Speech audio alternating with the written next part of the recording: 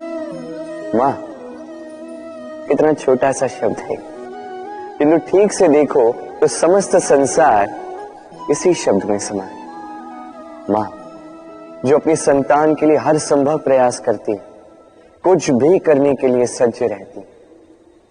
मां जिसका सबसे बड़ा गुण निश्चलता, मन में ना कोई पूर्वाग्रह, ना कोई भेदभाव, ना कोई छल कपट, और इतनी भोली होती है मां।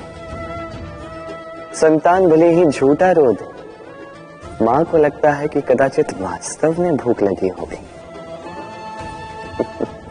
मां चाहे जन्म देने वाली हो चाहे पालने वाली, स्वर्ग, ये स्वर्ग हमें मां के चरणों के नीचे ही प्राप्त होता है। इसी मां को हमारा शत शत प्रणाम। सहनशीलता मां का दूसरा सबसे बड़ा गुण। कहते हैं कि धरती से अधिक सहनशील और कोई नहीं। उसे खोदने के पश्चात भी धरती हमें फसल देती है, किंतु मां, ये मां धरती से कम सहनशील नहीं। तनिक सोचिए, 9 माह तक संतान को अपनी कोख में रखना, क्या ये सहनशीलता कोई पुरुष दिखा सकता? क्या ये सहनशीलता कोई पिता दिखा सकता है?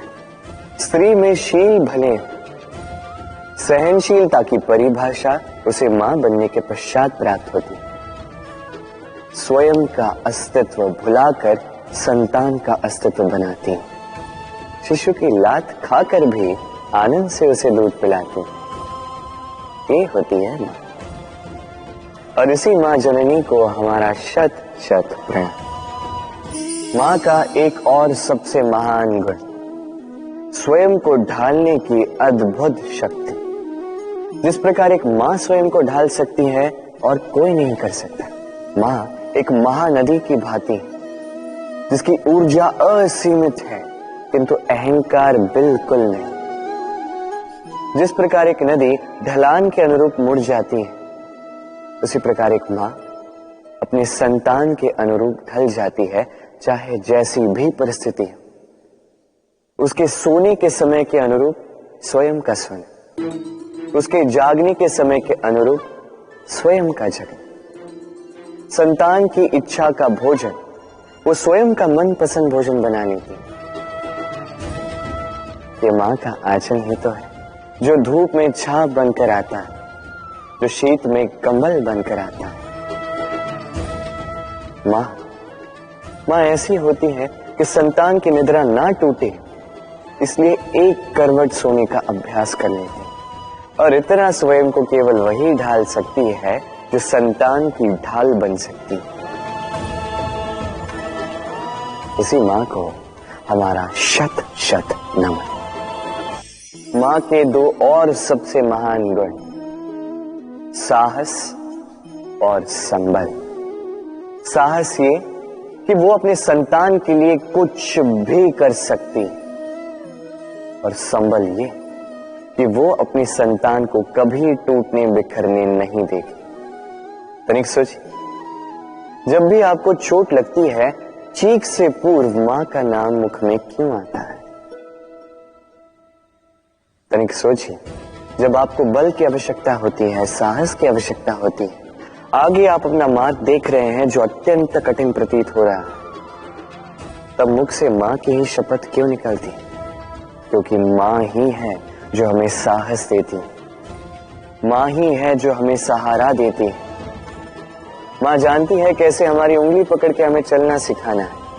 मां ये भी जानती है कि कैसे कान पकड़ के हमें उचित मार्ग पर लाना है। इसी साहसी मां को हमारा शत शत नमन।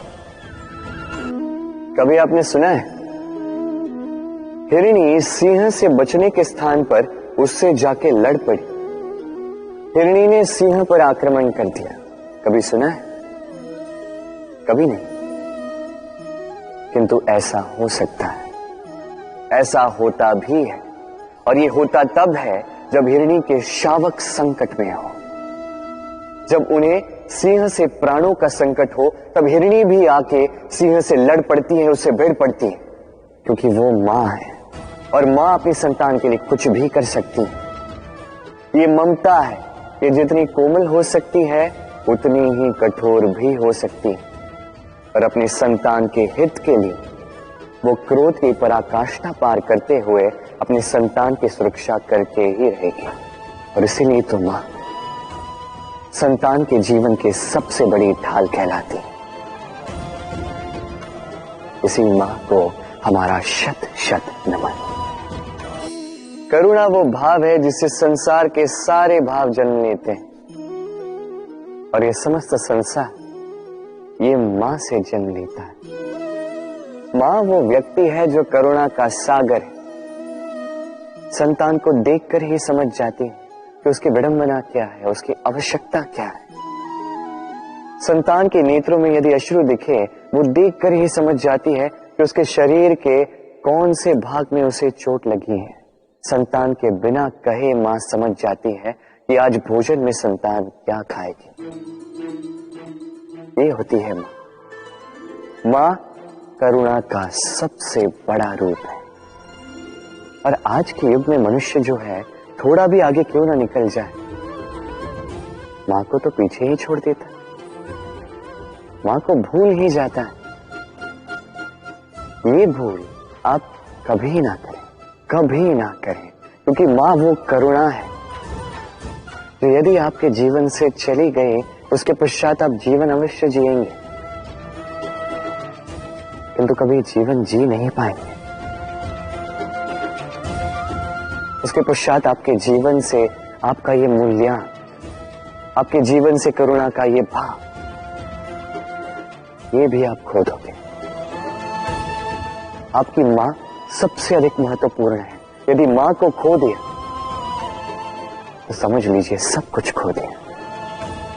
इसलिए माँ को सदैव स्मरण रखिए, सदैव उसे प्रेम दीजिए। हम सब यही जानते हैं कि अमृत को पाने के लिए समुद्र मंथन किया गया, किंतु इसके पीछे जो महान उद्देश्य उसे अधिकतर लोग समझ ही नहीं पाए। आज वो महान उद्देश्य मैं आपको अच्छे से समझा देता हूं। हमारे जीवन में उस अमृत को पाने के लिए मार्ग बताता है मंथन। फिर हम करते हैं संकल्प, फिर करते हैं सरकार, जिसे देवताओं ने और असुरों ने साथ मिलकर किया। फिर हम करते हैं प्रयास। वासुकी के मुख से विष की भाप निकलना ये प्रारंभिक बाधाओं का रूप ही था। फिर भी हमारा निश्चय दृढ़ था। भले ही समुद्र मंथन से हलाहल निकला, हम अडिग रहे, हमने उसका सामना किया। फिर उस मार्ग में जब हमें अनेक अनमोल रत्न मिले, नक्षत्र मिले, उससे आकर्षित ना होते हुए जाकर अमृत पाने के पश्चात ही हम शांत हुए। इसी प्रकार यदि आप भी जीवन में संकल्प, सहकार, प्रयास, दृढ़ निश्चय, अडिगता और आकर्षण से विरक्ति, यदि ये सारे गुण आप अपने भीतर समाहित कर लो तो आपको भी आपके जीवन का ये अमृत अवश्य मिल जाएगा। और मेरे साथ कहें राधे राधे।